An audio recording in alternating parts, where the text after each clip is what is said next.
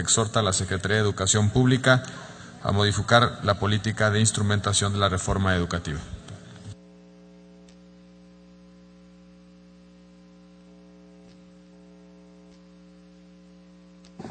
Muchas gracias, senador presidente.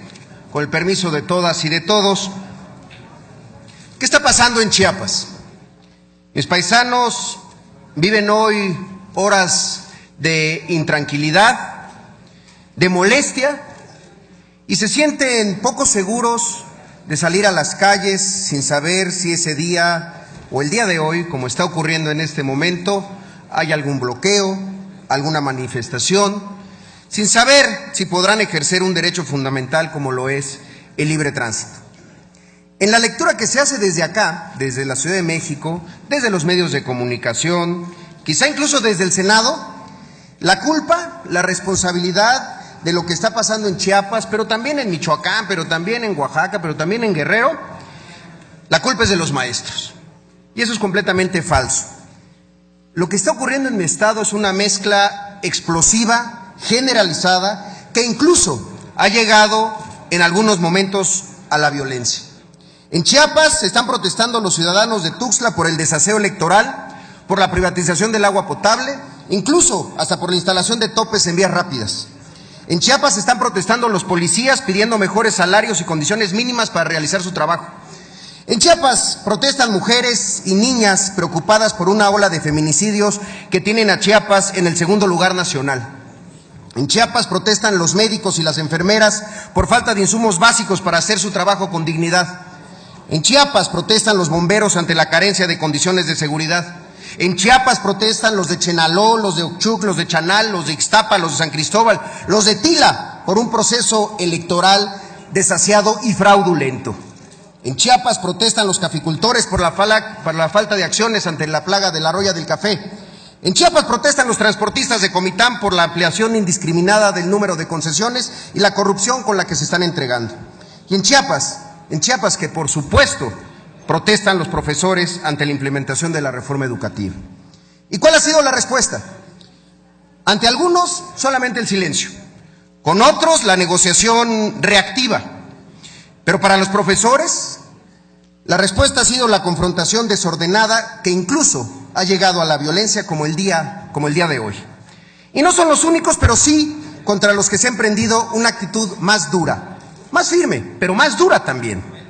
En lo que va de mayo, en Chiapas ha habido 26 bloqueos, 26 manifestaciones, cierres de carreteras por diferentes organizaciones inconformes. Hoy, mientras dirijo estas palabras a ustedes, a este pleno, es imposible entrar o salir de Tuxtla porque están tomadas las dos entradas a la ciudad capital de mi estado. Y esto abre, por supuesto, dos preguntas. ¿Qué ocurre en Chiapas? ¿Y por qué ha sido tan difícil implementar la reforma educativa en estados pobres como lo es el mío? Empecemos por el segundo, la reforma educativa. Dice el investigador del Colegio de México, Manuel Gil Antón: es muy sencillo despreciar las críticas a la reforma educativa poniendo a todos los que la debaten en el mismo costal.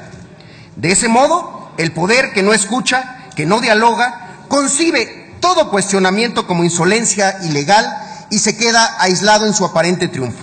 Sojuzga, somete y doblega. Su instrumento es la fuerza pública.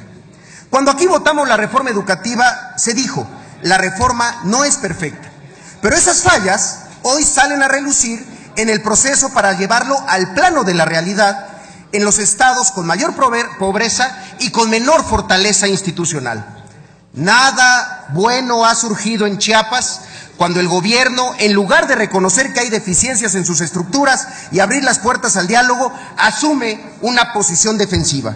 No es signo de debilidad reconocer errores, sí lo es obstinarse a pensar que solo hay una salida, que solo hay una versión de la realidad. Quiero decirlo aquí en la máxima tribuna del país y decirlo muy claramente: los maestros no son los responsables de lo que sucede en Chiapas, los maestros no son el enemigo. No es justo plantearlo así, ni tampoco es responsable. Lo dice también Gil Antón: en la implementación de la reforma se ha concebido al magisterio como el insumo a mejorar, no como el socio en la transformación que le urge al país. Siempre he creído que para poder solucionar una situación se necesita primero diagnosticarla bien, para saber cómo sí. Primero hay que saber también cómo no hacer las cosas. Y yo creo que no es así como se está haciendo, como se van a solucionar. No es así porque la reforma educativa ubicó desde el inicio que los maestros eran los culpables de todas las fallas educativas del país, y todos sabemos que no es así. No es así porque Chiapas vive una realidad aparte del resto del país, una realidad de pobreza, una realidad de marginación y de desigualdad. Ya lo dice la máxima aristotélica: tan injusto es tratar desigual a los iguales que tratar igual a los desiguales. No es así porque Chiapas es el estado con mayor analfabetismo de todo el país. 15 de cada 100 chiapanecos no sabe escribir ni leer. Ese mismo número a nivel nacional es solamente de 6. No es así porque el promedio de escolaridad en Chiapas llega apenas a 1 año de secundaria. No es así porque 58% de las escuelas no tienen techo. No es así porque 33% de las escuelas no tienen baño. No es así porque 56% de las escuelas en mi estado no tienen agua. No es así porque 27% de las escuelas chiapanecas no tienen electricidad.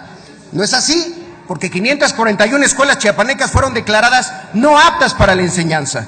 No es así porque no se puede evaluar al maestro sin antes modificar las condiciones en las que se ejerce su profesión. No es así porque sin dignidad educativa es imposible que haya buena educación. No es así porque si a los maestros no se les escucha, no se les puede exigir que enseñen a escuchar. No es mandando a la policía peor pagada del país a disolver las manifestaciones de manera violenta como se va a resolver el problema educativo de mi entidad. Entonces, ¿cómo sí? Y aquí vengo a invitarlos a hacer una propuesta, invitarlos a sumarse a una radical pero sencilla salida ante este contexto de intolerancia y de políticas maniqueas.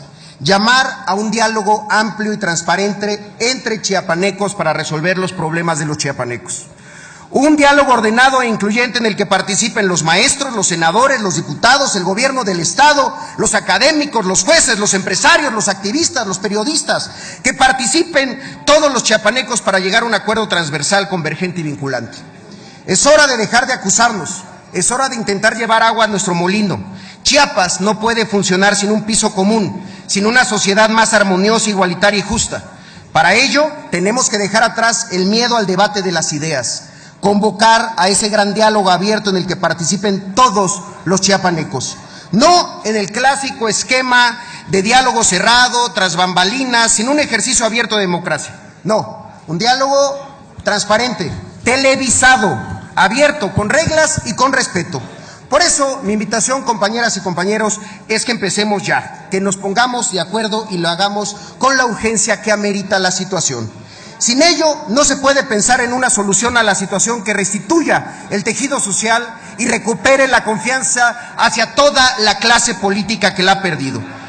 Los invito a todos a que suspendamos cualquier indicio, cualquier tipo de agenda electoral anticipada que solamente está dañando la utilidad de la política, de la buena política, en el estado en el que más hace falta en estos momentos.